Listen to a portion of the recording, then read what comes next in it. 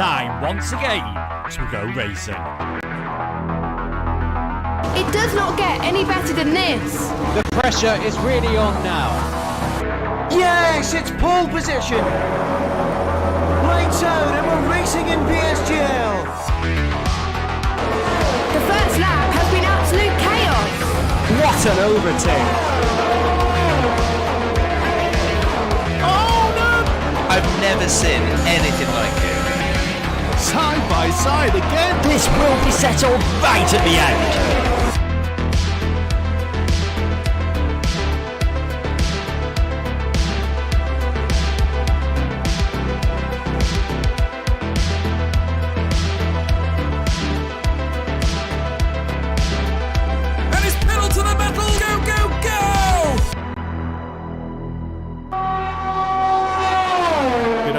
Ladies and gentlemen, mothers, fathers, daughters, sons, brothers and sisters, this is the PSGL Season 30, round number 10 for PCF2. My name's King Kodiak and I'll be one of your commentators throughout this evening's escapades. Joining me in the commentary box, always happy to say, it's the captain herself, it's Jess! Hello everybody, it's great to be back, isn't it, after a few weeks off. I think it's been over a month since we last commentated alongside each other because you were away on holiday. Unfortunately, the game had some issues, but the game had a patch yesterday, so that's why the drivers are allowed to be racing across all the tiers, including this one as well. And we got a full grid as well, which is great to see on F2's return. Indeed, indeed. Right, as a bit of a reminder, because it has been a while, as mentioned, let's have a look at the track map first of all, and that is what we have got. 23 turns around Marina Bay, this very, very tricky circuit. For those that saw F1 yesterday and Brendan Lee's wonderful win back up to the top step for the Ferrari driver, that is what we are looking at. So let's have a quick look at the championship standings. And it looks like so. So Thomas Ronhart is not in our tier anymore. He has gallivanted off to F1. So it is Simon Bereni that leads the way by only 17 points over Luke Smith. And Ruben Pedreño right behind him. A bit of only a 20-point gap. So it's not insurmountable with 5 rounds remaining. Now ignore the flag icons at the top. They haven't been updated yet. There are not 6 rounds remaining. There are 5 remaining. Of course, this one being Singapore. Next one will be United States. Mexico is being dropped from the remaining races. So there are 5 rounds remaining in this season. Let's head down trackside, shall we? As everything is getting underway, making sure everything is where it needs to be. Right, make sure I've got my map. And let's see who's done what, shall we? We have got some reserves on the table, one of which is the Williams we are looking at, Max Wiesel. That's not a name I'm familiar with, so welcome to you. No one has set a time on the board yet. We've got... so Max Wiesel is standing in for Jack West this time around. Istvan Puki. Now, there was a bit of a change in the who was standing in for who. As Istvan Puki was going to be standing in the second Williams from Olaf Soko. But Jack, I believe, is actually... Yeah, Jack is actually in. So Wiesel is standing in for Soko tonight. Yes. So Wiesel is standing in for Olaf Soko, and Istvan Puki is standing in for Danny Lusink this time around. Also standing in is Manolo Villar. Where are you? There you are. You haven't left the pits yet. You're standing in for Tom. Ben Sabakonyi is standing in for Joost Noordijk. And he is there. He's doing the rounds. Where are you? You're coming down towards turn 14. And finally, Dylan Warren is standing in the Alpha Tauri for Paris Burrell. Dylan, where are you? Where is he? My eyes. Late reserve as well. Oh, there he is. A late reserve. He was called in quite recently as well. Hasn't done much practice around this track, so he's not expecting anything. But sometimes if you get the late call up, you are expected to race, and, and that's where he is. And he's a regular. He's a regular driver in the F1 tier as well. He usually races there as well. So he's a familiar face to PSGL and has done quite well in many PSGL PC seasons. So good to have him with us tonight. Absolutely, it's good to see Dylan on board with us here in F2, although he did invalidate his last lap as we jumped to him. So everybody except for everyone except for Jack West out on soft tyres. Jack is the only one giving the mediums a go. Fair enough. So current top time set by Norbert Jakob in the Ferrari 134.460 with Max Wiesel 34.818. Then Jeffrey Ritchie with a 36.6 and Primoz Miklovic with a 37.6. Who else is out on a hot lap? Well, Duncan is invalidated. He's invalidated his first and his second by the look of it, but I would suspect his fuel tank was probably too dry to complete another one. Anyway, Andrei Terabukin, nope, you've invalidated yours as well. What about Istvan? Istvan's still going. We can ride on board with him for the remainder of his lap. No, he's backed off anyway. Actually, no, he invalidated his lap somewhere along the line as well. What about Bence? Where is he? He's heading up to turn 14 as well in the Mercedes, so let's follow him through. This is a difficult circuit. Yes, you can invalidate your lap on a street circuit. There are certain spots that the walls aren't quite as close. Right here is where we are looking now, coming through 16-17. Let's see how well Mr. Zaba Konyi does. Through 19, coming up to 20-21 now. The corners are very, very quick. Carter Lundy's retired from the session. Has he stuck it in the wall somewhere? No. He hasn't. He's got a qualifying ban. He's got a quali ban. Oh dear. For impeding Jonah Martin's June qualifying at Zandvoort. Well, that'll do it. That was quite a while ago, but fair play, Carter. And I must confess I hadn't followed that one. 37.5 on the board for Ben Sabitz. Not travelling at the top of the times yet. Who else can we follow? Jordan Poland. He's done some time on the F1 tier as well as a stand-in. He's gone out on mediums as well. Bit of a curious one that not many people favouring the mediums here. I'm not entirely surprised because this is an absolute... this is a difficult circuit to get right, and you want to be having as much grip as you can, but no one wants to burn up all their soft tyres, I suppose. What about you, Miss Jess? What would be your qualifying strategy? You've done some time behind the wheel. I certainly haven't. Well, to be honest, I usually qualify outside the top 10, and the softs don't tend to last well around here because it's mainly about the tyre temperatures, which make the tyres go about 4 or 5 laps. It can realistically last 9, but realistically in terms of pace, you get the struggle to get past lap 5. So you would want to get rid of the softs very early on. If you start on them, go on hards, maybe potentially for the rest of the race. If there's a safety car, you can go on to mediums as well. People outside the top 10 will have an option of maybe either starting on hards or mediums and then being very brave and putting on softs in the end as well. It's very flexible, this strategy as well, but I'm still shocked that a lot of people are going for the soft tyres early, because we've seen in PCF1 yesterday, everyone was doing their best in full quali to go and qualify on the mediums inside the top 10, so I'm a bit shocked no one is sandbagging here today as well. I think the only ones that set lap times on the mediums are Max Wiesel, Jack West and Jeffrey Ritchie. Everyone else at the moment, I believe I'm trying to see if Norbert Jakob has set his best lap time.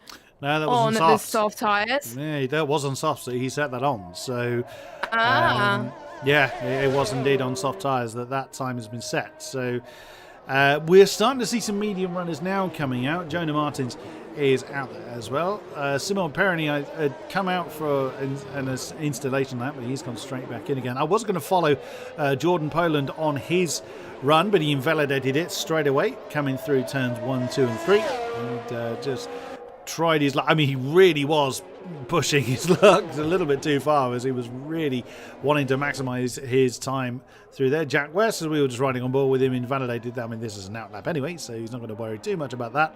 I say he's got the fuel light on, but he hasn't done any laps on these medium tyres, and no, he hasn't. So not sure quite what he's doing there. Who else can we look at? Svetkov is one we can look at in the Haas. Where are you? You're coming up to turn 7. So Memorial Corner, purple sector 1. So getting some decent time out there on the soft tyres, running nice and wide through 8th. Now, let the car run as wide as you dare through 9, hard on the gas, down to what always was called the Singapore Sling. Now through 11 and 12. Keep the car nice and steady, then just swing it back round for 13.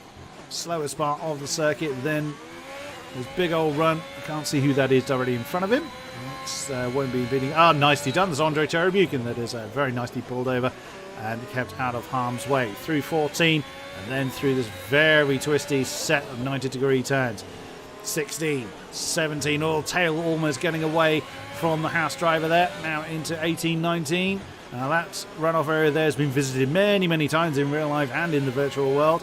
Bit of a squiggle there coming out of 19. We kept it fairly well under control. 20, 21, now 22 and 23. But that is into the pit lane. So Svetkov not setting a time on those soft tyres. I think more people are doing what you were suggesting, Jess. I think more people are concentrating on those medium tyres. Jeffrey Ritchie looks like he's out there all the time. And Norbert Jakob is bucking the trend, though. So he's sticking with the soft, taking another 3/10 off his previous time. 34.173. Is that going to put him at a disadvantage starting on those soft tyres? Well, you always get 2 or 3 drivers in any tier on the PC side that want to go bold and go for the soft strategy, which I wouldn't do on this game, but fair play to those souls for doing so at the moment. But it can work if there's no safety cars, as we've got Pookie also backed off his lap. I wonder if Sam Corby's going to do exactly the same thing. He's going through sector 1 now. He's purple. I think you having a benchmark on those soft tyres gives you a little bit of a feel of what you can do for the mediums, really. If you feel you can't go quicker, or if you can go quicker on the mediums, then you can just back off your soft running and go on to the mediums at the end. Because they don't have the luxury compared to the last few games, F1 2019, especially where they have a lot of mediums at their disposal. They only have 1 set of mediums to use in qualifying compared to 3 soft runs, so they're saving all their medium runs to the end. The soft runs are used as banker runs just to get a feel for the track, because again, it's their first time on this game since the new patch came out yesterday. Not many people had the luxury of joining us for the Esports Invitational and didn't have the build, so this is technically their first race with this new patch, which hopefully fixes a desync, but so Sam Corby then is going and into the final part of Sector 3. Now, first he's in Formula 1 this track, actually, in 2008. First night race, actually, on the calendar. It was introduced, and it was the scene of a famous controversy between the 2 Renault drivers. Need I say more? Sam Corby decides to not back out of his lap. P2, and we've got Saba Conye, who just set a very good lap time on the medium.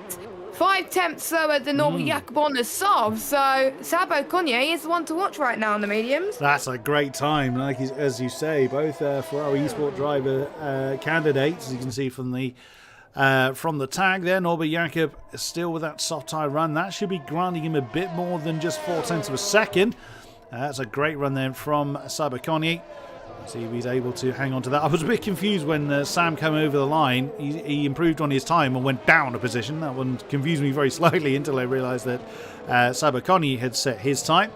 So 35.6 then for the Red Bull. Still a lot of times yet to be set, and we've only got 4 minutes left. Who's just jumped up to Yona Martins in the Alfa Romeo? 35.235. On the board, puts him up into 4th position. A few more people coming out of the pit lane now to start what is potentially going to be their final run. Did Sam cross the line? Yeah, I think Sam must have done by now. Yeah, he did. 35.681 on the board. Yes, we were talking about him not 2 minutes ago, Buxton. For God's sake, keep up. Is Jeffrey Ritchie still going? No, he's done his lap 36.6, which I think he was in the 37th before, so he is a bit of an improvement there. Luke Smith, Simon Perroni aren't not quite championship leader yet, but he will take this one over with a good score over Thomas Ronhart. Such was the Dutchman's dominance of this tier before he got promoted up to F1, and quite rightly so. Fair play to him. We wish him well up in the top tier. But Simon Perroni working his way through Sector 1 now, looking to see what he can do. Dylan Warren, are you on a lap? You are. Just coming to the end of Sector 1. And that's not a purple time for him on the medium tyres. Into Turn 8. for the AlphaTauri. Can he keep that one under control? Yes, he can. Swings through turn 9. Flirts with the barrier. As, again, you have to do at Singapore. This is why I can't do well here. I'm too cautious. I'm just not one to flirt close enough to the barriers. But then I've never actually driven a lap. Well, it's not strictly true. I did do a few promotional laps, but that was actually for the previous game for 2020, not for 21. So in all my time in all the hours I've racked up in the F1 games, I've driven maybe 10 minutes. Fair enough. Whereas I've done quite a bit of time. I'm in a few other leagues as well, which I'm not going to say, but I actually kind of like driving Singapore on this game compared to previous games. I usually hated it, but on this game it just had a bit more of a flow to it. It's quite nice actually. But Dylan, I think's backed off his run, so I wonder if he's going to go again actually for his final push run on those mediums. I won't be surprised if he does.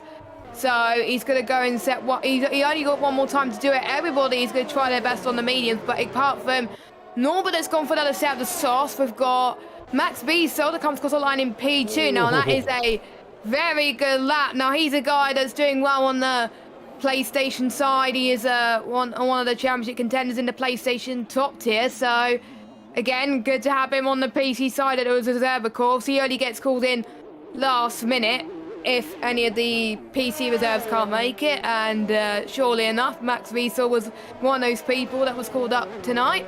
Luke Smith is on a lap as well. I think we've got a few more people on the laps as well. We've got, I think it's Rumbadranio. No, it's his teammate who's on his out lap. Okay, it's not Rumbadranio, but Rumbadranio is going through Sector 3 now. So we'll stay on board with the Alpine Sports Academy driver of Luke Smith. Had a few wins this season so far. Again, also took part in the top tier many times this season.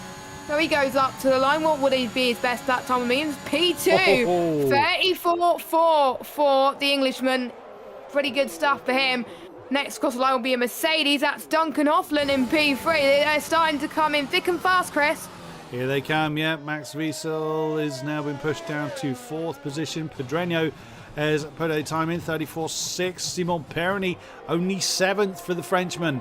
Always tripping over. That was Jordan Poland, but I mean, Simon Perny had already completed his lap by this point. He might have been lining up to do another one. Looks like he had enough fuel on board, but now the checker flag is going to deny him. Jonah Martins has already parked his car with a 35.2. He will not improve from that. Norbert Jakob has invalidated his lap. He will not improve on those soft tyres, sticking with the red mark tyres, along with Jack West. Another soft runner. We'll follow him then. Sam Corby is done as well, along with Sabaconi. They cannot improve. Jack West is working his way down through 11 and 12, down towards 13. Bit of a lock up there, very wide coming through 13. Terry Buchan has parked his car. He's in 8.35.1 on the board. For him, what can Jack do? Up into turn 14. Is it going to be... Well, it wasn't a particularly remarkable sector for him. So he may not improve this time around, or might remain in 10th position. He will be starting on the mediums. Primoz Miklovic has just jumped up into 8th in the McLaren. 35.0 on the board, so Jack might be saved. He's invalidated. He's invalidated his lap, so no improvement for Jack, even if there was time on the board. Norbert has parked his car, so no improvement for him. Well, Jack has bounced off the wall anyway. Luke is back in the pits. Duncan has actually stopped, so he's letting people go. Who's just jumped up? Was that Jordan Poland? Yes, it was. So he took a couple of laps out of those soft tyres, and a 35.1 on the ball for him starts him in 9th position. Is anybody else out there on the lap? Dylan Warren? Yes, you're still pressing on in the AlphaTauri. Will you improve? He's almost 3 times up in the middle sector. What can he do? That's 8th with a 34.897. So there's a bit of a time spread that we're not used to seeing in this tier. But it's going to be Norbert Jakob from Luke Smith on the top row, as everybody I think that is on the lap has finished, or have they? Simon Perny, no, you're coming in the pits. You are done. I think everybody is done. So he's going to be Jakob and Smith on the front row with Duncan Hoffman and Max Wiesel. Well, that's a way to make your name known in a tier, is to start on the second row on your maiden race in it. And no, it was his second race. He made his debut on PC around Zandvoort. Beg your pardon. beg your pardon, second race. Nicely done, right behind Duncan Hoffland. Sabo Coney and Ruben Pedreño will take on row 3, and then Simon Perroni and Dylan Warren in row 4. Primoz Miklovic and Jordan Poland will have row 5. Row 6 is Andre Tarabukin and Jonah Martins. Row 7, Jack West and Manolo Villar. Row 8 is Jeffrey Ritchie and Sam Corby. Row 9 is Svetkov and Oscar Vellicampa. And at the tail end of the field is Carter Lundy and Istvan Pukki. Ooh, well, yeah, it is a bit of a spread in times, as you can see there, but Norbert's going to have a lot of work to do. He's going to have to hope he can build up a decent gap very, very early, because he's going to have a lot of traffic to deal with when he has to ditch those soft tyres. Which will round to be about lap 4, lap 5, as I was saying. Another driver who I feel like needs to do well as well on the softs is Jordan Poland as well. He's got to pass a train of cars to get close to I was saying to be, because if he gets lower than 10th, I would say, then he's in a lot of trouble, because around about lap 4, the mediums will be the best tyre, and you would really want to be pushing as far as you can, defending as hard as you can as well. So the soft runners are going to be disadvantaged, but it's just showing that, just like we saw in PCF1 yesterday, the medium tyres are the tyres to be on to start this race, not the softs. So they were right. They must have listened to me somehow. Absolutely, absolutely. And who wouldn't listen to you, Jess, quite frankly? You know exactly what you're talking about. Well, then, that's... so the weather would seem to be dry. The weather gods have not disadvantaged our drivers. I would imagine this track in the wet, in much like Monaco, is an absolute nightmare. Well, I've driven Singapore in the wet, and I have to tell you, I've got to agree, absolutely aches your shoulders when you're in the wet as well. It's awful, but the drivers in real life have to endure heat as well. But with these drivers as well, with the way that this track is designed as well, pretty much everywhere is going to ache, whether you're on a pad or whether you're on a wheel, because you're going to be racing for a longer period of time compared to the other tracks. I think it's the longest race in terms of time on the calendar as well. And if there's a safety car and if there's rain, it could be up to about an hour racing, which probably the drivers want to get over it pretty quickly. But we've seen some classic Singapore races in PSGL history as well. Quite a lot of them, I experienced, had rain in the PSF2 side that I've commentated in my time there. So hopefully it doesn't happen tonight for the sake of the drivers. But we do know everyone apart from Norbert Jakob and Jordan Poland inside the top 10 will be on the mediums. We'll find out what everybody outside the top 10 will be going on to. Most likely the mediums. I wonder if we'll see people, I would say, towards the tail end, like in 18th, 19th, 20th, go for a gamble strategy and go on to the hard tyres and get that sorted right away, and then you want to go to the soft at the end. But we will double check and see where what everyone else is doing on that front. So tyres, yeah, they've gone for hard except Issaran. So I'm guessing the gamble is not a gamble, because most people have gone for it outside the top 10.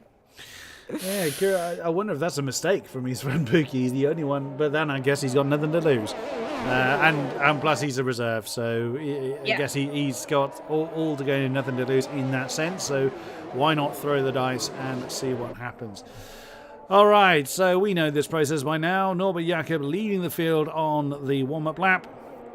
Who is going to do well here? Who are we keeping our eye on? Well, I'm a little surprised by Simon Perroni. He's, let's say, he's second in the championship behind the freshly promoted Ronha.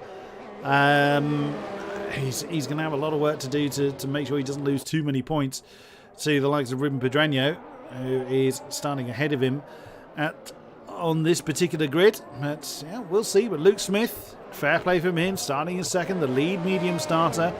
If he gets a decent start, he could really disadvantage Norbert Jakob.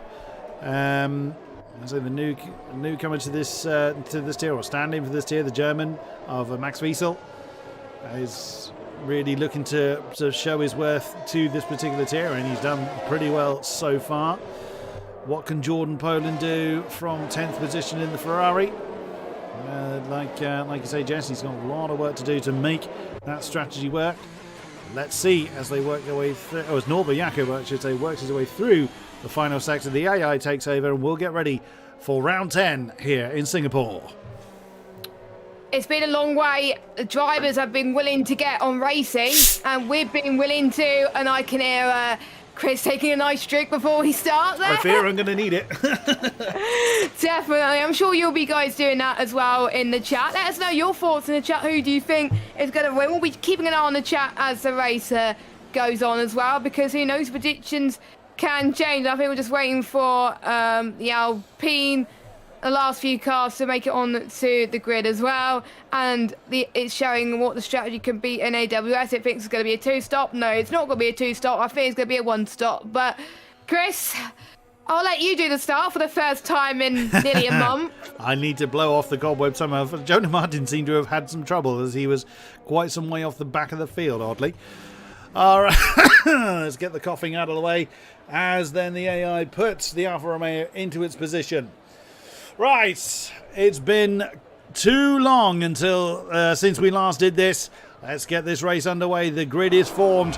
The lights are on. It is time to wind them up and let them. Oh, it's a really long hold. And let him go. Now, can Norbert Jakob make those soft tyres work? A lot of fidgeting further back. A big move from the Alfa Romeo Pyrenees. Cannot make it work at the moment. It's Mikhlovic. What a stunning start for him. I think he's jumped over the first few turns there. As he's suddenly jumped up into 7th position. McLaren's now formed together. Jonas Martins, Luke Smith, Duncan Hoffman holding on to their top positions at the moment. Jordan Poland has gone up a position, up into 9th. And that's trouble for Martins. Jonas Martins falling down the field. He's down into 19th. What's happened to Dylan Warren? He's fallen right the way down to the back. So his race has gone from bad to disastrous. But so far so good for the top of the field. Doesn't look like anybody has fallen massively off the field yet. Now, does Jonas Martins have damage? No, well, the front wings... Not any obvious ones. Nothing obvious, no. But so far so good. Norbert Jakob already building up 7/10 of a second to himself. Yeah, which is good at the moment, but he's going to lose a lot of time very, very soon. But he definitely needs to keep that lead, and that is definitely what he has done so far as well. Not many changes up front, but in terms of positions from outside the top 10, we've got Villacampa and István Puki that's made quite a few positions. The only one inside the top 10 that pretty much moved is Primos and Simon Beregni, who's dropped down a position. And of course, we have Jordan Poland, who started 10th up to 9th due to obviously a few spinners on the back as well, and obviously Dylan Warren. I didn't know what happened to Dylan, actually. It doesn't look like he's got damage as well. Jordan Poland is out the race. What's he done? What? Oh, there he is. He's sideways. What on earth? How's he done that? He must have been kind of pinched into the wall because he was... What? Oh, that was bizarre. There must have been a side-by-side there that pitched him into the wall, because that's literally on a straight where that has gone wrong. Jonas Martins has brought his car into the pits. He was losing huge amounts of time, but that was, of course, the virtual safety car. Oh, that is the last thing Norbert Jakob needed. He was doing exactly what he needed to do. He'd built up nearly a second over Luke Smith in a very short period of time. Now, Jonas Martins, I wonder whether he was considered... Yeah, new front wing on the car now. He was losing masses of time, as I was saying. So that is now a free pit stop here. And those mediums won't last to the end, but he doesn't have to kind of worry now or try to work with any particular damage. But, I really feel sorry for Norbert Jakob on that one, as he was doing really, really well to build up a decent lead up front, and that has just completely gone because of the stranded Ferrari in between turns 21 and 22. Yes, and I'm surprised it was only a VSC called there, not a safety car, but it could be worse. It could have ruined other people's strategies if it was a normal safety car. But we are going green again here at Singapore, and I think Luke was probably relieved that the VSC has happened because he can close in onto Norbert Jakob as well. But he's got a decent gap behind to himself and Duncan Hoffman. We've got Pookie, who's making some ground as well. In P13, he's got past another car, past Oscar Villacampa in the Aston Martin. Both of those drivers making ground. But obviously, Pookie starting near the back. Only driver outside the top 10, pretty much, to be on those medium compound tyres. So everyone else obviously opting for the mediums inside the top 10, of course. DRS enabled though, so we will probably start to see some potential overtake heading towards turn 7 too, so that could be kind of interesting as well. But we're not seeing many DRS trades up front, but towards the midfield we got quite a lot. We got Max Wiesel, Sabaconye, Pedrenio, Primos. We got Peregni as well on that train. Then we got Jack West, Villar, Tawabukim, Jeffrey Ritchie, Pookie in a train, all the way up to P18 of Car to London. Then we got Jonah Martins, who, bless him, he's by himself in that Alfa Romeo, but at least he's still keeping going, of course, because the top 10 do score points in PSGL, but you never know what could happen here. So as long as you finish, you could potentially be awarded around here as well. Luke is starting to close in a little bit more, so here's the crossover period gone a little bit earlier than we would have thought, because I think Norbert Jakob is starting to lose quite a bit of time. Yeah, the tail's starting to get a bit loose on that Ferrari coming through turns 11 and 12. So Luke Smith is really keeping the pressure on. Duncan Hoffman is not quite in DRS range of the Alpine in second position. Yeah, but Jonah Martins would have desperately loved to have had a full safety car, because he then could have closed right back in on the pack, but the virtual safety car didn't last long enough, because you're not supposed to gain any time under virtual safety car, but you do gain a little bit.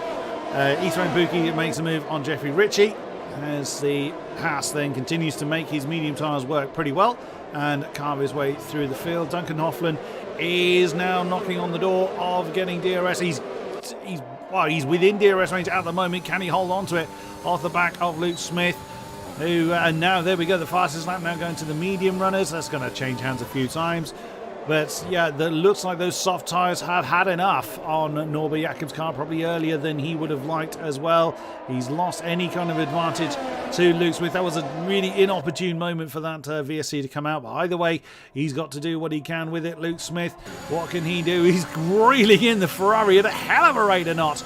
Goes for the move. He's not willing to hang around. Outside line coming through turn 7. Can he make it stick? Oh, still side by side on the run down to turn 8. Yes, it is. The Alpine has wrestled the lead from Norbert Jakob. What a move from Luke Smith. That was bold and decisive. He wanted that and he made it stick. Nicely done. Well, he likes night races, doesn't he? Because remember when we last visited a night race, it was around Jeddah. He took a commanding win and made some good moves there as well. So potentially he just likes races where the temperatures are cooler as well. It helps him with his tyres, but it's a lot harder compared to obviously Jeddah in terms of keeping your tyre temperatures up. But I guess he probably likes the nature of street circuits a bit more too. So as long as he can keep it up, he should be able to keep the guys like Duncan Hoffman, Max Wiesel behind him as well. But we do have, I think, more people trying to make some ground on Norbert Jakob as well. Duncan could potentially get past sooner rather than later as well. So if I was a Ferrari driver, I would come in. He seems to be struggling so much in that Ferrari, and he's just braking. He's locking up quite a few times, and yes, here he comes into the pits, and that promotes Duncan and Max Wiesel up to second and third respectively. And that surely got to be harder. It's me. Yeah. It's got to be a 2-stop, but we will see. Is it yellow stripe or is it white stripe? It looks like white to me. No, not That's mediums. White. Mediums. So is he going for a 2-stop then, or can Mears make it? I don't know with this game. He's hoping for a safety car, surely. There's no way those mediums can go that long. But, I mean, if he can make that work, then that's an absolute great strategy call. But this leaves Luke Smith just under 1.5 seconds ahead of Duncan Hoffman. So he hasn't got DRS to worry about, or giving DRS to Duncan Hoffman to worry about. And another position to Eastman Pookie. Again, he's carving his way through those hard tyre runners. He's now right behind Jack West. He's just made the move on Manolo Villar. So he's doing really, really well on a track that's not easy to overtake on at all. And he's doing a fantastic job. Fair play, Eastman Pookie. Starting at the back of the field. Only one outside of the top 10 on medium tyres. So, as he nearly hits the back of the Williams of Jack West. They're coming down into turn 13, but does manage to keep his car out of the back of the Englishman. Is he going to go? Whoa, that's a pole move! No! Oh, that was clumsy. Eastman Pookie did not have enough of his car alongside Jack West to realistically claim that. So he sent the Williams into a spin. That's put Jack down into 11th. I got to put blame on Eastman for that. I don't think he should have made the move from that far back. That's a bit too desperate to try and make a move like that at this early stage. Yeah, he was very ambitious as well. Even though he's made a few positions off the start as well, you could see when we were on board with him that there wasn't much space left between the two, and someone had to back off and needed them backed off, and that's when a collision happened and Jack West spun. So I hope Jack West hasn't got any damage, but if he doesn't look like he's got damage, he's continuing on anyway, but that's hitting his chance of doing well in this race. But to be fair, he's in 11th position, so he could still salvage some points. He's still in a train with Manolo Villar and Pookie as well, so he hasn't lost as much time as we thought he has. So, but it was a shame. It could have been a lot worse. I think it wouldn't have done his tyres any good as well. It would have been very, very hot, so he had to warm them up cool them down quite quickly to make sure he didn't get involved in another spin. But we will see. That there's a question in the chat saying, is rain forecasted? We don't know.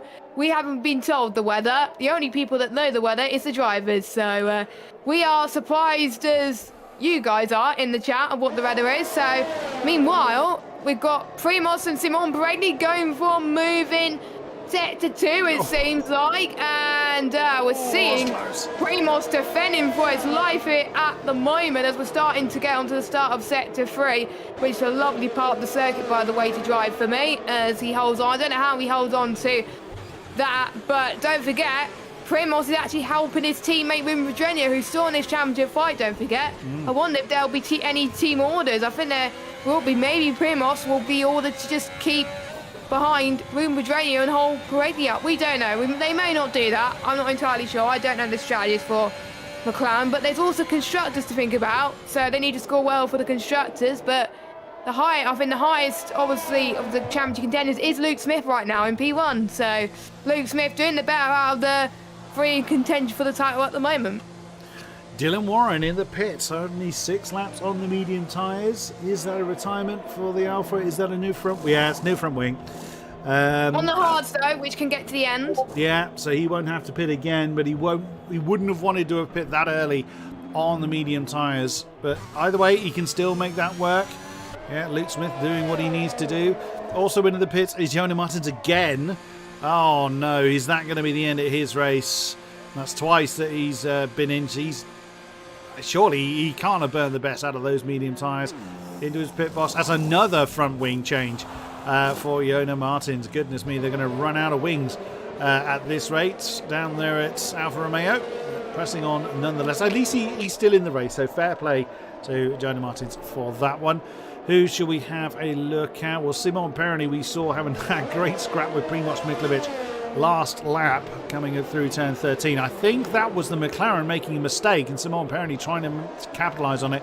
Didn't quite pull off though for the Frenchman as he's still in 7th position. Let's have a look at... So Eastman Pookie is now in... he's in 9th at the moment. We saw... because of that tangle with Jack West. He's just about to close in on DRS range 2. Andrei Charabukin directly ahead. So the second of the Alpines could well come under fire fairly soon, but there's not a lot of battery power left for Eastman Pookie. He's been pushing very, very hard. Less than 10% left in the battery then for the Haas, and that's going to make his life very, very difficult now, as the mediums may well be in their prime at the moment, but he's having to use everything he can to close in on Andrei Charabukin.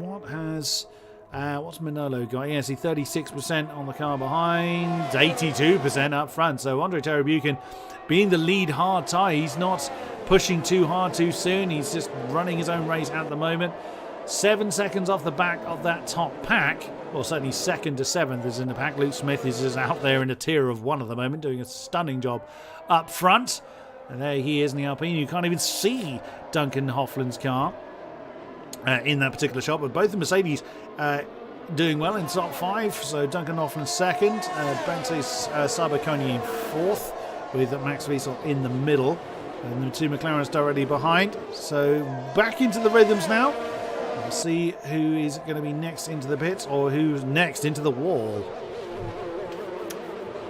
Yes, don't say next into the wall, because knowing that we may see another similar incident like what Jordan Poland did at the moment. But yeah, mediums I would say, lap 15 I would predict for the drivers to go and make their one and only stop for the hards if they wanted to. But if they want to do it now, if they get damaged somehow, they can go on to hards to the end, just like we seen with Dylan Warren and Jonah Martin. So at least the people on the mediums have a little bit of flexibility, because there's no way they're going to do medium to soft. It's either going to be medium to hard or hard to soft, which is what the alternate strategy runners are doing right now. So that's why they're still floundering on right now as well. And some people are just saving their tyre life as well, because it's not going to last the whole race, these tyres, and the tyre temp is not going to be optimal for the whole race too. So there's plenty of laps where they just got to save, and then the next lap, maybe that's when they could potentially push. That's what Luke Smith has. Luke Smith has that buffer in order to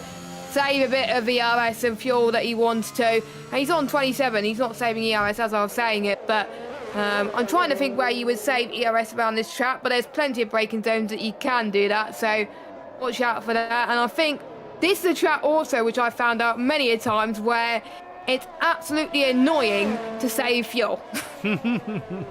Well, yeah, because you're accelerating so much out of so many corners that it must be very, very hard to keep the fuel consumption under control. Istvan Pukki is well within DRS range of Andre Tarabukin, but Manolo Villar is right with him as well. I've been keeping an eye on this battle for 8th position as it's been growing. Now, Istvan Pukki has been has been chipping away at that gap to Tarabukin, but he's just got very, very little battery as another driver onto the penalty board. Oscar Villacampa has added his name to it along with Max Wiesel now. So that is going to hurt the Red Bull, the newcomer up front. The Williams, I beg your pardon. As that is if the race finished now, that would drop him probably behind Simon Perrin, I'd guess. No, wrong one. Let's do that one. Yeah, yes, it would. It would. If the race finished now, that would drop him down into 7th place. So, hang on. Who's got the fastest lap? Did I just see someone at the back of the field? Yeah, Norbert Jakob has got that, and he's down in 17th. But he would have done that very early, and no one's really pushing at the moment. So there's not really a surprise that hasn't been challenged for at the moment. As we see the heady cam shot here over Max Wiesel. There's a bit of a gap forming between himself and Duncan Hoffland now. So the Mercedes, is he trying to break away from Max to try and get himself out of DRS range? I imagine he may well be thinking of it. But is he pushing to do so? 32% on the battery, so he certainly is pushing a bit. What about, yes, Sabaconi doesn't need to push so hard. He's in that DRS train right behind, so he's got just under 70% in the battery at the moment. Simon Perrin, I wonder, is he being forced into just kind of minding his own business because he's still there behind Primož Miklovic? Is everybody then going to start to push post pit stop? I wonder if that's what they're waiting for. Well, if that's the case, then is he still going to be able to gain? Because everyone's going to be turning it out to 11 by that point. I mean, we will see. Lap 10 now is coming. It's coming to a close very shortly as Luke just comes over the line, and Simon Perrin has just gone ahead of Primož because Primož is in the pits. That's earlier than I was expecting for a medium starter. That's got to be hard tyres going on the McLaren. That's got to be at the moment. So we'll see what he could do then. Is it going to be?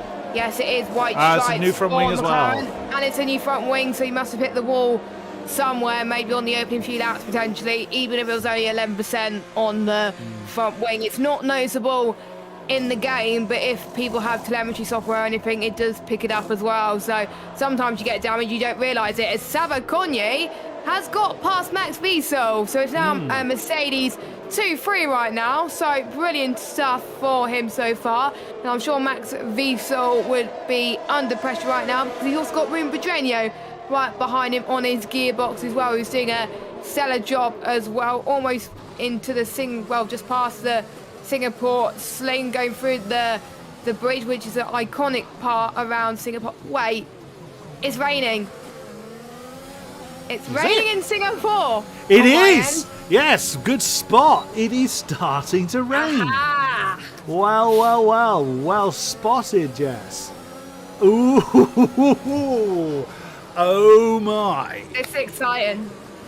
Even if it doesn't rain particularly heavily, you do not want to be losing adhesion here. That's going to... But look at that as we jump to Oscar Villacampa on the hard tyres, giving it plenty of left-hander through turn 14, which is a right-handed corner. Oh my, oh my. Well, we haven't seen a mass load of people head towards the pits yet, although is that's Sabaconi that's now come in. Now, people have been following... Softs. Yeah, I wonder whether this is going to be a brief shower, because we've seen a few people come in literally just before this rain arrived. So I'm not convinced this rain is going to be of a huge detriment. Again, we will see. Sam Corby is in. What does he go on to? I mean, you wouldn't go on to wets or intermediates at this stage. Oh, just as I say that, that's exactly Sam what Corby has done. Blinder. No way, that's way too early. There's no way that they can work. As Pirani is now having an argument again with Pedreño. Oh, as the McLaren gives it plenty of wagging tail on the exit of turn 6. And Pirani now up into third. Well. This is kicking off a storm now. And the Red Bull is so slow coming out of the pits. I can't see how he's going to make those work at all. There's no standing water anywhere. Those tyres are just going to burn. That's got to be a mistake from Sam Corby, unless it absolutely chucks it down right now. And again, it is raining, absolutely, but it's not absolutely bucketing it down, although we're seeing lots of lockups there from Luke Smith. If Sam Corby can make that work, absolutely fair play to you. You have indeed done a blinder, but I think you've done that probably a lap or so too early. Oh wow! I didn't see this coming, because everyone. We saw so many people on the hard tyres. The standard, standard kind of soft tyre or standard dry race kind of setups we were seeing tyre-wise. I didn't think we were going to see rain at all. As though Dylan Warrington's got past him on the hard tyres. So yeah, Sam is really struggling out there. He's not making those inters work whatsoever. I don't think that rain's going to really prove to be anything, but we'll see. It could be enough to make this a difficult track much harder. That's the thing. It doesn't necessarily have to rain very hard. It's just very difficult to deal with anyway, because it's Singapore. Yeah, rain plus Singapore does not mix, in my opinion, as well. And we also got Villacampa that's gone on to the inters then. Indeed. Is that early, or is that right on time? Well, it is raining in the pits. We'll see as he comes out of the track to see if it's enough. We'll probably go on board with the likes of Primoz. It's a bit of touch and go, isn't it? Maybe Villacampa's made the right decision. We will only know if it's the right decision once we get the call from race control saying DRS disabled, but we haven't got that yet. F3 just now had a wet qualifying. They had a dry race, obviously, but they had a wet qualifying. We had a dry qualifying. We had a dry start, and we're going to have a crazy end to the race where it's having rain. So I'm guessing I brought the rain from PSF2 with me to Singapore. So, they're going to hate me for that. Your fault. And now we're starting to see spray coming off the tyres. Now I bet you we're going to see DRS disable very soon. I was just watching to see whether the spray is going to happen. I'm just jumping on board with Luke Smith. He can barely go anywhere near the throttle. So my earlier prediction of the rain not playing a major part has been proved wrong. Someone's binned it. Is that Jeffrey Ritchie that's in trouble? He's crawling. He can't get anything. Jack West is sideways. He can't get anything out. Now is the time to be on the intermediate tyres. So has Oscar Villacampa called that right? Because now the rain is most certainly enough to to make the slick tyres absolutely useless. Although Oscar Villacampa very cautious coming through turn 13. He's still got to get those tyres up to... Oh, he's Rambuki. He's really struggling to keep his car under control. I think Oscar's just being very cautious here. Lots of people in the pits. I mean, everyone's going to be in the pits now. That rain is way too much now for the slick tyres to be of any use. Svetkov has got himself a time penalty. Is that Carter Lundy carrying on slicks? Surely not. He has! Carter Lundy has carried on. He's wandered off the road at turn 2, but he's carried on. And there is Duncan Hoffland just coming out on intermediate tyres. How does he hope to keep those tyres up to temperature if nothing else? You're going to lose enough time. You're going to lose more time staying out than doing a double stack. Carter Lundy has made a massive mistake. Everyone else is going in. Surely Dylan Warren is going to come in anytime soon as well. Sam Corby is going past quite a lot of people as well. And yet everyone is being passed from Carter Lundy. Carter Lundy's dropped to 5th place right now. And the dry runners, Jack West has gone on soft. Now, What? we thought that Carl Lundy staying What? on hard was crazy enough. Jack West probably forgot to select mediums. Yeah, It took a while. He's retired. Yeah, I'm not Aw. surprised. I'd have given that a try. I was like, you know what, Me let's give it a too, go. me too. But that, because his car's come out on circuit, will that trigger a safety car, I wonder? We will see. I mean, that will be Carter Lundy's get out of jail free card if that's the case. But yeah, there you go. You can see from that stationary camera the rain is really falling now. I'm curious to see how the hell Carter Lundy is going to keep that one out of the wall, with lots of lockups, fair amount of bad language probably, and a lot of rallying skill going on to keep the Aston Martin under control. No sign of the safety car then, so Jack West's AI car has deposited itself somewhere. Well, I mean, you managed to keep it out of the wall, Carter. You did better than I certainly would have done. Me too. Yeah. And he's running low on fuel as well, according to the dash. It's running yellow, so unless there's a safety car, he's going to struggle to get to the end of the race. So if I was Carter, don't stay out. Yes. Oh my god. Wow. I admire your determination, Carter. He's He's doing a Lando Norris. yeah, it worked well for him, didn't it?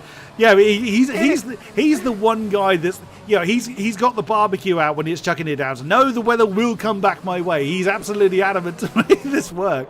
But then if the rain spell is only really, really short, and he's still out there on medium tires, I mean, he's got to come in anyway. This is actually pointless. Now Duncan Offlin's actually disconnected from second. That's not going to help his cause.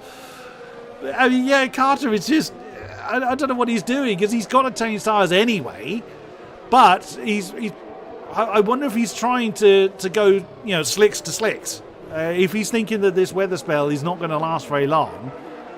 He's already lost a pit stop though, so it just isn't working. So, oh well, we'll see. Luke Smith now 10 seconds ahead of Duncan Offlin. Now Simon Perroni. Simon now up into third, who's about to gain second from the ghosted Mercedes of Duncan Offlin. There he goes. Oh, bit of a lock up there for Simon as he comes through. When he turned 14, but that's come out really well for the Alfa Romeo, as he was down in 7th before the pit stop phase happened, so he's now right up there in 2nd place. Primož Miklovic, bearing in mind both McLarens were together, Primož now down to 14th, so that has gone very, very badly for him. If both McLarens came in at the same time, then I think Primož was the one that was behind. So if he's double stacked, then that is gonna hurt. We don't know if he's also had to change any front wings. Where's Carter? Gonna have to keep an eye on him. Oh, here he is. He's coming through. Bless him. Yeah, through 17 now.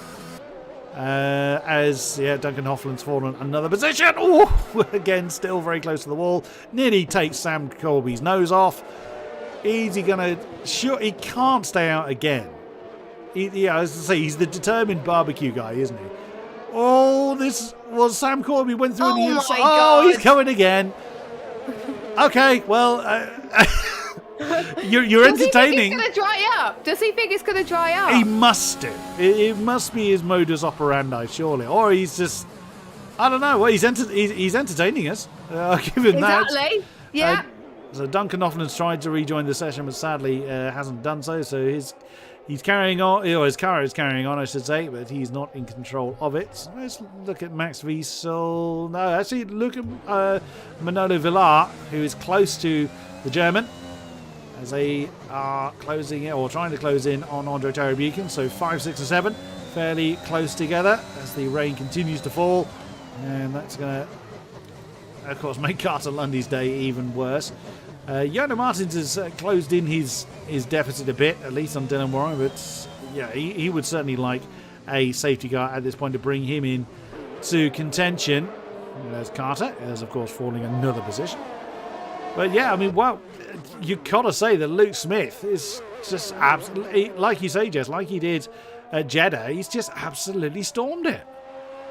Well, it didn't rain in Jeddah. Granted. Luckily, it was dry around Jeddah, but still, it was a night race, and Luke's leading by almost 11 seconds. One of the biggest margins I've seen in a long time so far. And he's ahead of Simon Pregny, and those are the two main championship contenders. This could be huge in terms of his championship chances, because even though you start off well, you got to finish well to win the championship pretty much. You can't become complacent. We've seen that in other championships where they start well and think, oh, I'm going to win every race, so I'm going to get on the podium, but they start to make mistakes, and Luke Smith has been now thereabouts pretty much most races so far, and that's what's helped him be up there. He was in F3 last season where he did well, very well actually in F3 last season, did quite dominant in that tier last season. That's why he's here, and obviously made quite a few F1 appearances during his time as well.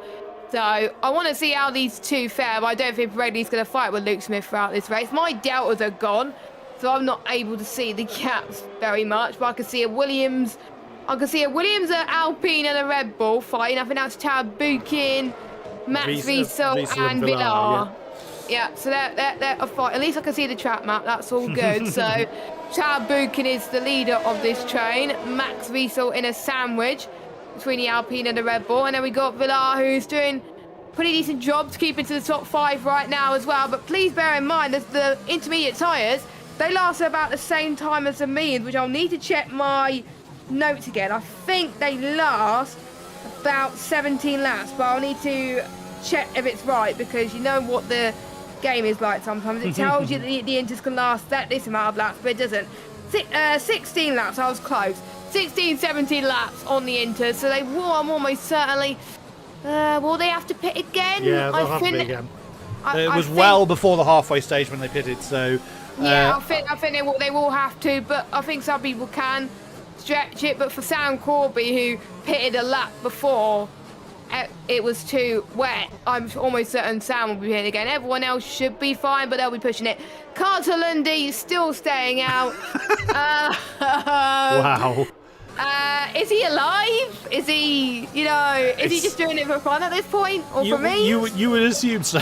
You would assume so. That thing has got to be horrible to drive. It's got to be so difficult. I mean, there's one thing about, adding challenge to a game and what have you, but that's determined. If nothing else, those tyres are going to explode. I can only assume he's wanting to go soft, but he's lost more, probably 2 pit stops by now.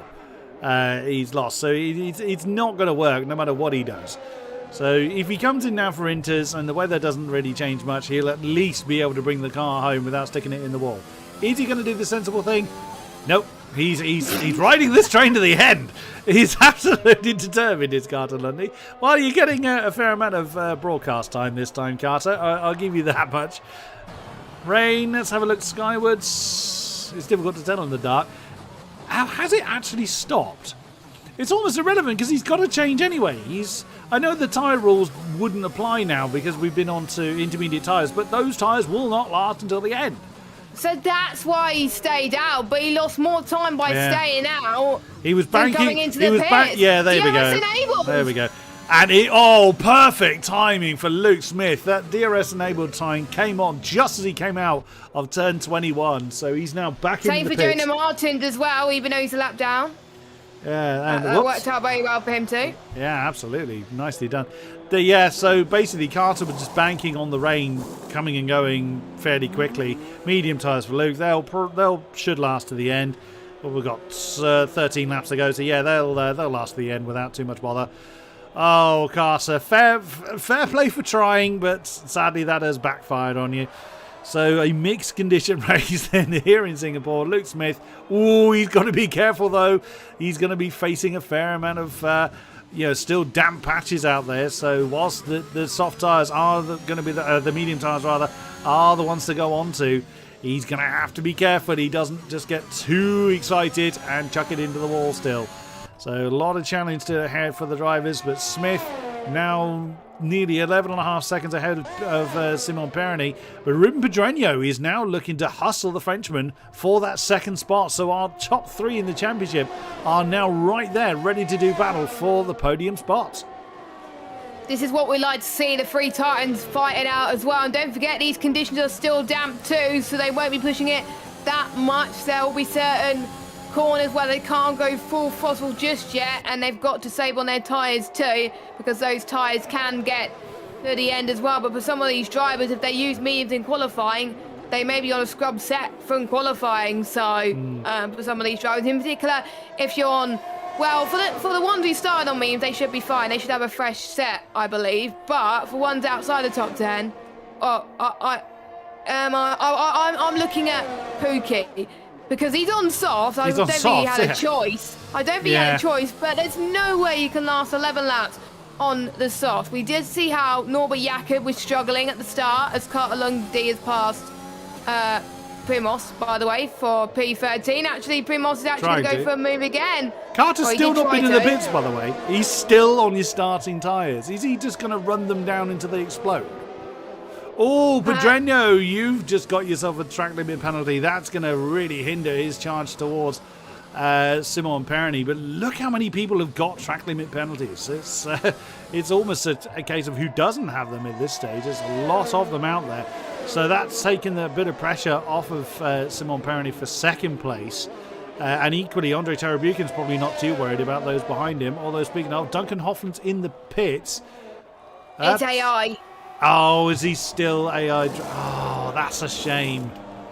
Or is no, he rejoined. So no, that is him. He was on scrub tyres.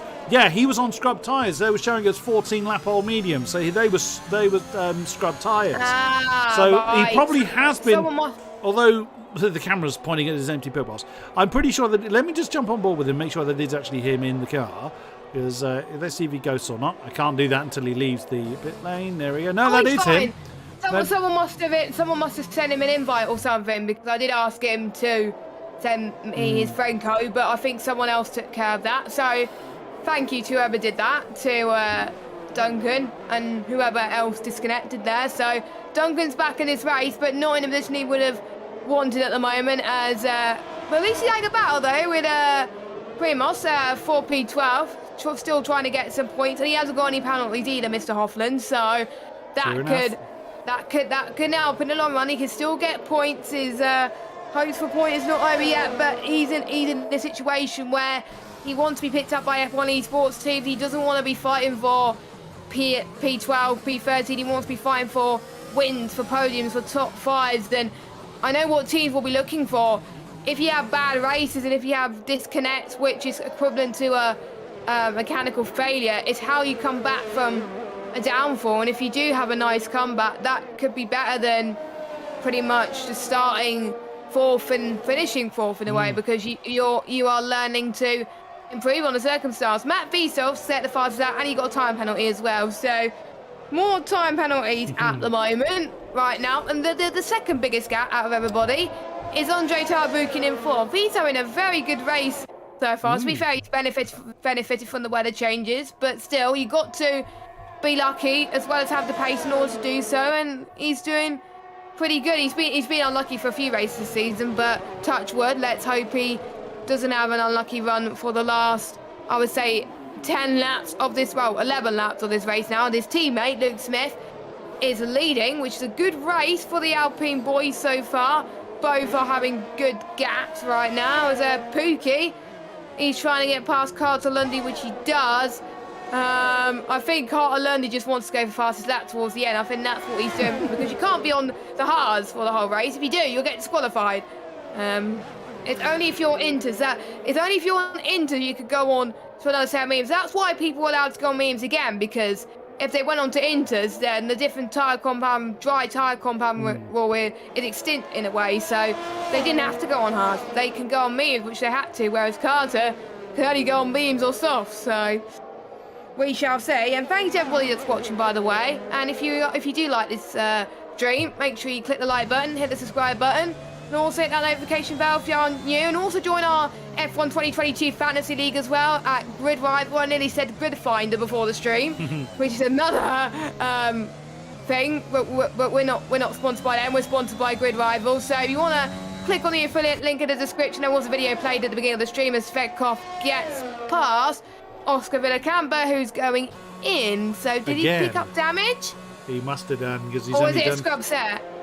No, that was a fresh set. So soft tyres and a new front wing. Yeah, he damaged Yeah, he's just had a new front wing on the Aston, so he'd only done a couple of laps on those tyres. Oh, Max Wiesel's getting very close. And now Pironi has given himself a track limit penalty, so that's basically nullified his advantage over Ruben Pedreño, which is now 2 seconds on track anyway, so it could be that the Frenchman doesn't feel any particular pressure from the Spaniard.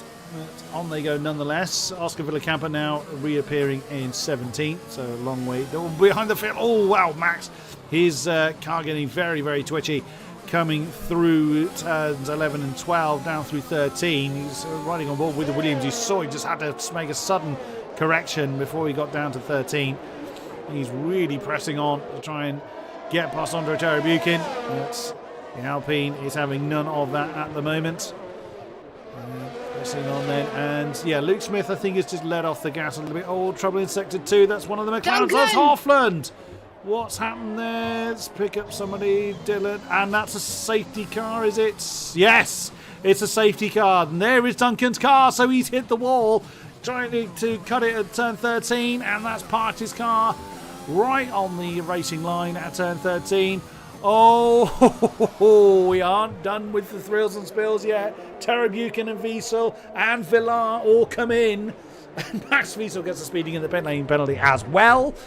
So lots of people coming in, but that's a big disadvantage to Luke Smith. He was already past the pit lane entrance when the safety car was deployed.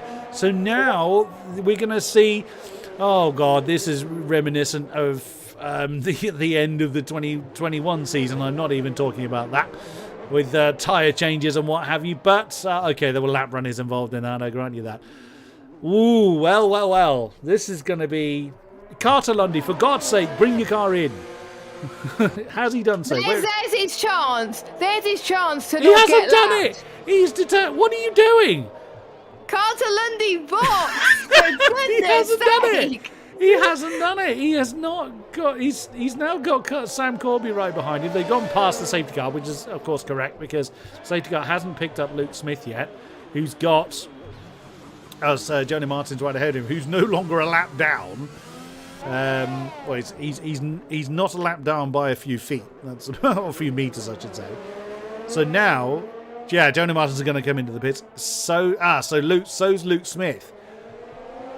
So now that's basically going to put. Okay. Now I was thinking that Luke Smith was going to be at a disadvantage because he passed the pit lane entrance before the safety car came out, but he hasn't picked up the safety car yet. So no, that's not going to make a blind bit of difference. So what it is going to do is shuffle up the order right behind it. Uh-oh, my game stuck. Oh, my game froze then. I was a bit worried. I was very worried. Hopefully your game didn't crash there, Chris. No, it froze for a second, but no, all is well. All is well.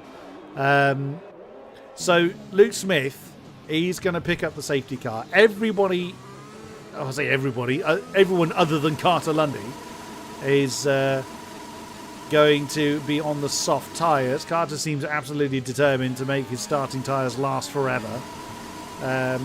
And Luke Smith is revving the life out of his engine. Maybe he's got a surplus of fuel, which could actually be the case, because, of course, with the disruptions we've had to the racing, easy as possible. Jeffrey Ritchie has not been in. Oh, right. I mean, his medium tyres aren't that old, so that's not a bad gamble, actually. But that's going to put Simon Perroni right on Luke Smith's case. That big lead that Luke Smith had built up all race long is going to have evaporated. That car has still not gone in. I cannot believe this. What is he doing? Is anyone in chat actually... apologies, I haven't got the chat window open. But if anybody in chat... Let me get it. Let me get it open. Does anyone in chat know what on earth Carter's doing? Because I'm fascinated on why he's I think trying I to know make what them he's doing. He's trying to pull off a certain Mr. Albon in Australia. Oh, God. Pit right at the death of the race. Oh, okay, yeah. But you can't do that because there wasn't any safety cars, so he's not going to pull off an Albon strategy. Knows? That's not going to happen. Well, if he gets points out of it, if he doesn't, then... yeah. But we're in for a final few laps. If your prediction to change... quite a lot of people saying he's doing and people saying are doing it for the bants, or Yeah. maybe some people were saying that he's doing it apparently as well, but there's someone saying that he could pick sprinters. Oh, I don't know, he's just crazy, but he just wants to have some fun. Why But not? as long as he had some good races in the final 4 races coming up, then surely this race does not matter in a Fair way enough. as well. So anyway, the ones who are on penalties, we'll keep an eye on those. I will keep an eye on who has got what, if it lets me get my spectator menu up, which takes me a while sometimes. So Peregli's on 3, Rumadrenia's on 3, Vstal's on 11. I'm guessing one of them was a 5-second Yeah. stop go. Speeding in the pit lane. Spinning in the pit lane, so he can't get that on mid. Villar got 3 seconds as well as Svetkov. Norbert Jakob on 3 as well as Primoz Mikhailov, or however you say that name, I'm rubbish. Miklovic, there we go. I finally got it right, and then we've got Oscar Villacamp. Everyone else has got none, and is anyone a lap down? No, but Jonah Martins. He was, but he's now. No, he'll now join the back of the pack eventually. He's just coming through 1920 now. Ah, interesting. So what would you do if you were any of the drivers in front? Would you fight? You would really pretty much fight for your position, even with the drivers around you that have penalties, because they could get it removed. They could get warnings removed. We don't know. So you just got to fight if they do not have penalties, because everyone's on softs apart from Carl Lundy. Sam Corby's also on mediums. So is Jeffrey Ritchie as well. I think Sam Corby thinks that those tyres are not gonna last on the softs, and if it does not, he's got no penalties. He could jump way up the field if he can get the crossover right. So maybe Sam Corby and Jeffrey Ritchie are playing a blinder, because like we said with Norbert Jakob, they only lasted 3 or 4 laps before the likes of Luke Smith was able to catch the back of him. So the car's a lot lighter now. The fuel tank are nearly empty. So, well, not quite. They'll have enough fuel in them to go absolutely flat out. But they're a lot lighter than they were at the beginning of the race. So I would expect the softs to last enough to get them to the checkered flag. The safety car is going to wait for Jonah Martins to get the back of the pack. Of course, he can't go absolutely flat out. He's got a delta that he has to maintain. So, yeah, I don't know which way this... I know one thing that's going to happen is Carter Lundy is going to sink like a stone. he's got no way out of that. He's going to... mind boggles as to what he's up to. But this is also a really big kind of get out of jail free card for the likes of Max Wiesel. He was basically running his battery down to nothing, along with Istvan Pukki. But Istvan is now right the way down in 14th. You know, he was really hustling hard for the top 10 positions. And Jonah Martins is in the pits. He's making this safety car last forever. What's he You're not going to go on to Inters now, are you, Jonah? What's he doing? There's another set of softs waiting for him. Why has he done that? He's making this safety car last longer. That's the only reason I can think of he's done that, because... Well, the safety car has to come in. It has to come in now, because I think after 3 laps, the safety car's like, sod it. If you haven't I've had enough of this. Yeah, your own problem. I don't know why he did that, because his soft tyres were only 2 laps old. So I'm confused on that one. What Jonah Martins is up to, I have no idea. I thought for a second from that aerial shot that we've just jumped to, looking at Luke Smith, it looked like the safety car was weaving, same as the drivers were. It wasn't. It was just following its usual line. This is the way the camera made it look. Oh, place your bets now, chat. Who do you think is going to come out on top here? Sensible money would say Luke Smith, but I don't know. This could go... This could go anyone. Yeah. I think it's between Luke, Jeffrey, Andre, and Sam, because they got no penalties. Sam and Jeffrey on the mediums, they could last longer, but Luke has got the advantage up ahead. Andre could try and get past these guys and get a podium as well potentially, but I've got the chat as well, so we'll have to wait and see. And Carter, if you don't go in right now, you're going to get disqualified, my friend. So if I were you, I would go in. But he's Luke's too far gone. He's too far gone. He's just like, well, I may as well ride this train to the end. He's determined to make it work. Safety car in this lap. Yep, you called it absolutely right, Jess. So the safety car's had enough of this game, and oh blimey, that's awesome. That's nauseating riding on top of a car that's weaving like that. But yeah, Jonah Martins has actually caught up with the back of the pack. I guess he thought, well, I may as well go for the absolute freshest tyres I can. Why not? You throw the dice. Who knows how that can that could prove to your advantage. Let's ride on board then. I'm going to go with Ruben Pedreño on this one. Let's see how this goes. It's going to be up to Luke to floor it. Safety car is in. Oh, Ruben Pedreño, the Spaniard, had a huge snap of oversteer there. Carter Lundy has already lost a spot. Riding on board now with Simon Perroni now that Ruben had that big oversteer moment. I thought he was going to tilt that one into the wall. As Istvan Pukki and Oscar Villacampa swap round. Svetkov has lost 2. Side by side with Norbert Jakob. He's looking to lose another one before they even get down to turn 5. Struth alive, and that's Miklovic. Priklovic? Who the hell is that? Miklovic, that's also gone past him. But horrendous start for Svetkov. That's gone horribly wrong. As Istvan Pukki's lost, he's still having an argument with Oscar Villacampa behind them. Still side by side. Oh no! As Pukki has bounced off the side of the Aston Martin and has now gone sideways. Carter Lundy still falling down. That's exactly as we predicted he would. Is Istvan Pukki going? Yes, he is, but it's now seen him to the back of the field. But look at this. Smith and Perroni are nearly a second clear already of Jeffrey Ritchie. Now, there's no DRS available just yet, as Dylan Warren now has fallen to the back of the field. That's a big move from Pedreño on the inside line of Jeffrey Ritchie. Both of them are race-clutch drivers, so they know what each other are like, and manages to cut in front of the AlphaTauri. The McLaren driver has managed to wrestle his way through up into 3rd position, but he's out of DRS range to the top 2. That is not going to be ideal for him. Someone's had trouble down at sector 3. Well, the back 3 are all in trouble, so that's Pukki, Martins and Warren. So Dylan Warren had a big moment that's dropped him right the way down to the tail end of the field. But it's a real battle then for those top 2 spots with 4 to go. 4 to go until the end of this race. Still anything can happen right now, and we are starting to see obviously a few of the medium guys just increasing their gaps a little bit. As Villacampa's out of the session. Yeah, he's parked in the pits.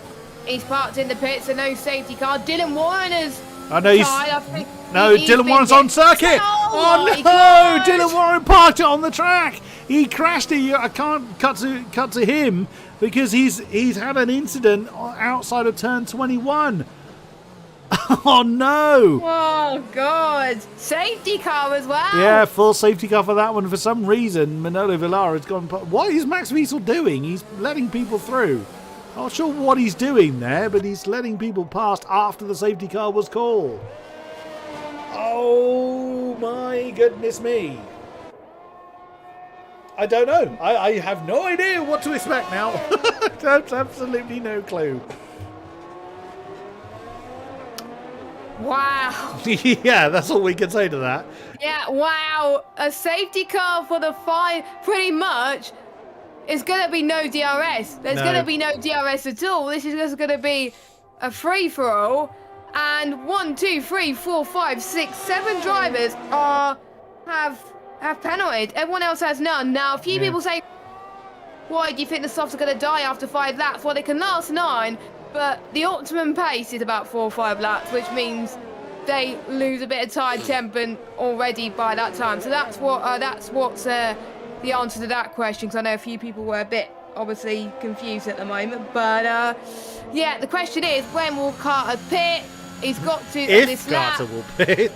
If Carter will pit. I won't be surprised if he gets disqualified at this point, not gonna lie. Yeah. But anyway, I think in a lap's time, yay! Oh no, he's pitted. No, he hasn't. I thought he pitted Bill Svetkov and Sabakonyi, which I'm a bit shocked about, but they want to be on the optimum pace tyre, didn't they? Because after they've gone after 5 laps, so they want to be in the best position possible. And I believe they have no penalties either, so there we go. I'm just trying to see predictions in the chat. Or is everyone as confused as we are? I think everyone is confused as we are at the moment, so I think no one wants to predict because they're worried it's going to commentator's curse right now. So, yeah. Right, the safety car's going to come in this lap surely, because otherwise that will be weird for the game to do so. So I'm going to place a safe bet, and I'm going to have to go for Luke Smith for the win for this one. Yeah, because he's got a decent gap between himself and Jeffrey Ritchie, who's on the mediums. Tao Buchan's tyres are probably dead. With as long as Villa and Matt Wiesel, he's on penalties. Sam Corby is a little bit further behind as well. So I think I'm going to have to go for Luke Smith on this one, but I'm sure quite a few of you in the chat would probably agree with me or have different opinions as well, but we'll have to wait and see. Dylan has just put in the chat, over-optimistic with no front wing after people forgot to accelerate last corner, which was a bit of a shame there.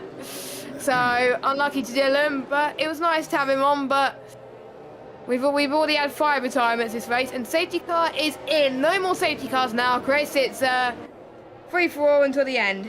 Indeed, the only way really Luke can lose this one is if he chucks it into the wall. So I would expect really to Luke. I mean, Luke will power away, but he's not going to do anything silly. If Simon tries to make a move, Luke might not try and defend it too hard. We will see what happens. And lots of tyre weaving going on. They've actually let the safety car go quite early because there's still another few corners to go yet before we get this race back underway yet again. Jonah Martins probably isn't going to catch the pack. No, he probably won't catch the pack just before Luke drops the hammer. So, Simon Perroni nearly side by side with Luke coming into the final corner. And away we go again to get this race underway on board with Simon Perroni and Luke Smith defending the inside line, forcing the Frenchman to have to work for it. Oh, what a move! Simon Perroni forcing Luke Smith to the defensive line, compromising his line through turn 2, and throws it through, and that's into the lead. But unless if Luke Smith picks up a penalty now, he will kick himself so hard, it'll be unreal. So it's Perroni from Smith from Padrone. Not a shot. Oh, it is! Oh no! Oh my God! I can't believe this. What a crazy race it's been, Chris Buxton. Oh, my. I mean, I'll take the commentator's curse of the rain because I did mention it right at the top of the broadcast as well. I don't believe this. What is Carter Lundy going to do now?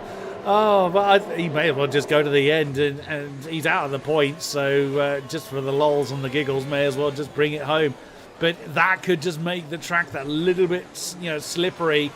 That's really going to disadvantage those on medium tyres because they don't want to grip on. They're not going to want to grip on a damp surface. Although I can't see any rain there, so it might. Oh, it is there.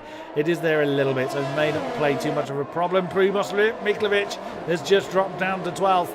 So their second McLaren is struggling a bit, down to 13th now. So could be he's in a bit of trouble. Round through sector 3 then for the field for the penultimate time in this insane Singapore race. It could still go any which way. So Perroni leads the field to start the final lap. He's not going to be able to build a big enough lead to undo his penalty unless there is absolute carnage behind. But then considering how this race has gone, who knows how this could go. And there we go. Carter Lundy has had the disqualification exactly as he said. So I'm assuming his car is going to just go pull over. Yep, there he goes. Carter Lundy, you kind of you've only got yourself to blame. You had plenty of opportunities to come in, but no, Carter Lundy, disqualification for you. And so then, Perroni. There's no obvious sign of anybody sliding around or really struggling at this stage, so the rain's not coming down as heavily as it was. Primož Miklović has added his name to the penalty board. Aziz Franpuki and Norbert Jakob having an argument for 10th position. The Haas just fending off the Ferraris. You can see Norbert Jakob now under pressure from the Mercedes side by side coming down towards turn 10. Can't quite get the move done though. Oh, see Mercedes nudging the Ferrari, trying to make him go that little bit quicker for this final lap. It's very much do or die, all or nothing at this stage, and the McLaren behind is in the wall. That's Miklović out as he bounced off of Jonah Martins. Oh my goodness me. There's still twist in his tail. That's Primož Miklović now out of the race. We just saw that little bit of a tap that sent the McLaren into the wall, into 18, 19 and 20 now for the field. Well, the penalties will... There's another one to add. Manolo Villar as adding his name to the penalty board. But first across the line is going to be Simon Perroni. But your winner here in Singapore, Luke Smith takes the top spot. Jeffrey Ritchie comes home in second. Perroni hangs on to the podium spot. Tara Buchan for Pedreño fifth, and I couldn't even read the rest of the positions because they were all so close. So Luke Smith did indeed take the win in the end, but what an insane Singapore. Wow, what a race. And to be honest, it was a race clutch one too, because Luke Smith is from race clutch as well. So I'm sure the team there will be very happy with that. But I was not expecting for it to be dry, then wet, then dry, then wet again. It was...